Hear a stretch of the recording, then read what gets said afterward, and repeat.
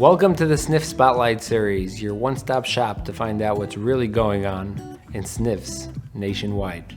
I'm your host, Yitz Rubin, and this is sponsored by Renewal Rehab, the best therapy provider for sniffs nationwide.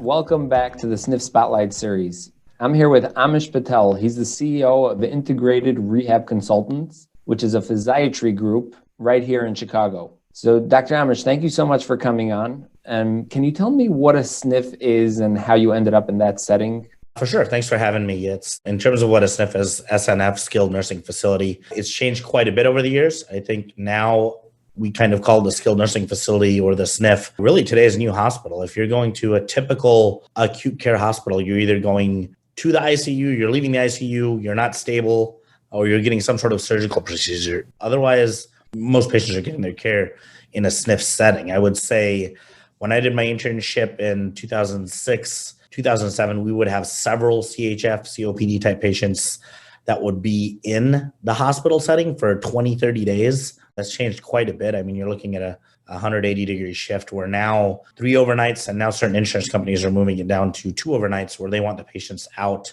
and already working or being seen in a skilled nursing setting. So a lot of change within the industry itself, and we've adapted with the times, and that's how we find ourselves with about 80% of our practice in skilled nursing these days. Oh, wow. So tell me about physiatry and how it's like the least known specialty. There's about 26 accredited specialties, depending if you count family practice as a specialty or just another primary care field like internal medicine. But either way, it's around 26 accredited specialties. Physiatry is the smallest one. We feel like that's why it tends to be the least known in terms of number of residency spots. Physiatry is short for physical med and rehab.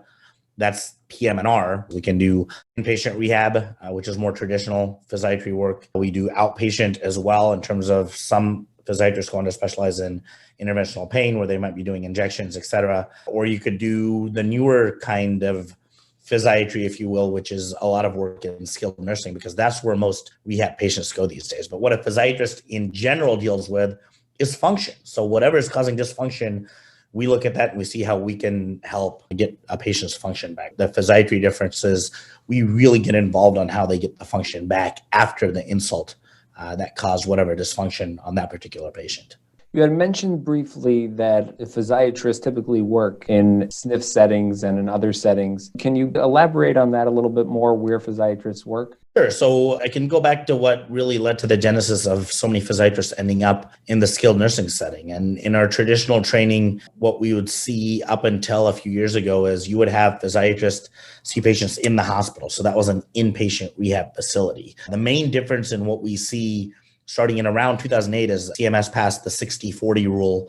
So 60% of patients that were going to the inpatient rehab facility, which is the hospital-based rehab, needed a certain qualifying diagnoses. So since so many patients didn't have that qualifying diagnoses, they were all of a sudden going to the skilled nursing setting. And at the time, skilled nursing had very few specialists. In fact, skilled nursing was lucky to have the right amount of coverage for internal medicine type of physicians. So to get specialists in that space, there was a little bit of lag from the time that we saw the shunt from patients actually going from inpatient/hospital rehab to skilled nursing to when a lot of us as specialists followed those patients into that space. So tell me how things have changed since your residency program. Quite a bit. So, I was fortunate in that during my residency program, I saw the transition. In 2008, I was covering my residency program at Marianjoy, which is affiliated with Northwestern now here in Illinois. We saw the orthopedic unit close. And the main reason the orthopedic unit closed in our training facility, which was an inpatient rehab hospital, is because patients were not qualifying. Those were not qualifying diagnoses. At the time, very few physiatrists were rounding in skilled nursing buildings. We certainly weren't the first group to do it. What was really different about the way that we did it is we wanted the skilled nursing building to have the main focus of care for us as practitioners, because what we typically saw is when you got involved with a hospital system, the busier you got in the hospital, the first thing that you would give up was your patients in the skilled nursing building. What we really take pride in is trying to establish a level of care and standards in skilled nursing. We manage patients getting better quickly, getting them functional in the community. So not only are they going home quicker or going home at a higher level of function, but that higher level of function leads to them being a lower risk of readmission to the hospital. And obviously there's penalties. Getting away from financial incentives, obviously it's better for the patient. Yeah.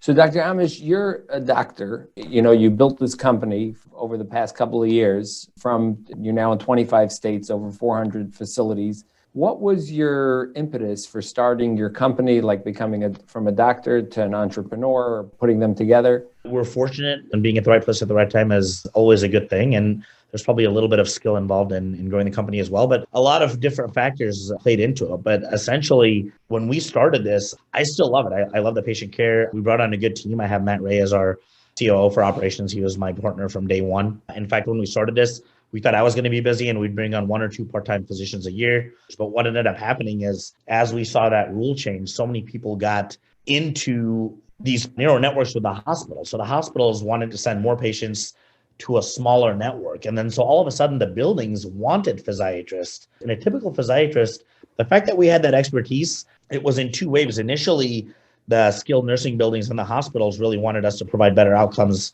in these post-acute networks, because while they had measures and metrics to follow, they really didn't have the boots on the ground with the specialists in the building. First, that came. And then second of all, what we saw is a huge wave of physiatrists who wanted to get out of inpatient rehab or hospital work.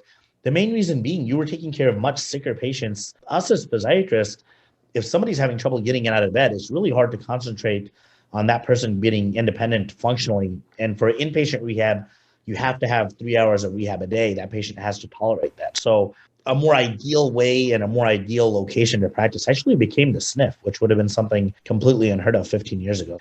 So how are you guys working with Northwestern? We've worked with several different systems, probably dozens of hospital systems all over the country, providing care in terms of when they have these networks, they want these outcomes. The building comes to us to help provide these outcomes. So the building makes the hospital happy. The hospital sends the building patients. It's not rocket science. Now, in this situation, we actually approached Northwestern and we knew they were building out their post-acute network, so the timing was right. And we came to them with some studies we had done with tens of thousands of patients encounters, showing that we showed 3 different silos. We showed buildings that didn't have a physiatrist. We showed buildings that had a physiatrist. And then we showed buildings that had an IRC physiatrist, which was our group. And we were able to show that we were able to optimize length of stay, whether it was a stroke patient who may needed a longer length of stay or a total knee replacement that needed to be out of there in 8 days. We showed that versus the goals, we were able to manage those outcomes better than any other group. In addition to that, we showed that we had less return to hospital rates. For the time being, Northwestern has a care bundle. The care bundle is Third Eye Telehealth, for which I sit on the board for, Vitae Health Systems, which provides nurse practitioners, and IRC, we're the group that provides physiatrists. So between that 3-pronged approach, Northwestern has really been able to zero in on the outcomes that they want, showing these people that even though you're taking care of them in a different setting, you should strive to have the same goals and outcomes. It's a difficult process, but having these type of affiliations really helps. So tell me about telehealth and how it really had a huge ramp up in utilization of physiatry. It really did. So the main issue that happened, obviously clinically, the main issue that happened, it was just much safer to see patients when it came to just any type of medical care. So for physiatry, obviously dealing with function and the type of physical exams we do, being in person has a huge advantage compared to having to do telemedicine. But as COVID came along, you saw a couple things change. One was what I already hit on, which is clinically, one person physically seeing several patients a day when you didn't know how COVID was spreading, especially early on when we didn't know that much about the disease and the disease process. So it was safer clinically. And then secondary to that, CMS changed the rural requirement or underserved requirement. So we were able to bill for patients rurally.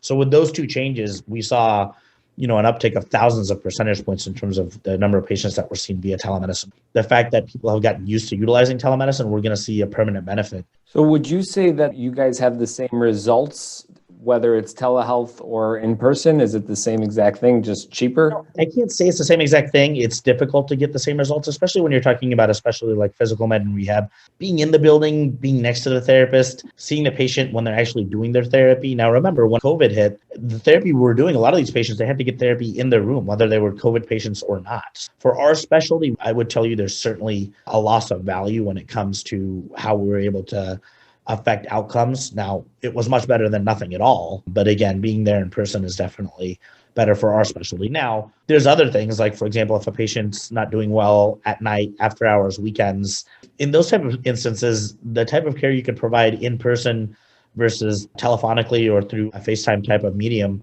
the care is very close in terms of being able to triage a patient and tell them what they need at that one point in time. Sounds like you guys are definitely improving outcomes in sniffs, and thank you so much for sharing your story with us and the sniff community. I appreciate you coming on. No, absolutely. Thanks for having me. We look at it as we're spreading the gospel, and you're doing great work yourself. If there's any sniffs looking out there and they want to get in touch with you, how would they contact you? The website is iRehab Consultants, so the letter I, Rehab Consultants with an S.com. And my email is Dr. Patel, DrPatel, Dr. Patel at iRehabConsultants.com. Thank you for sharing this tremendously important part of senior care. The Sniff Spotlight Series highlights healthcare heroes and thought leaders in the skilled nursing community. We're building awareness, trust, and shining the light on sniffs. So stay tuned.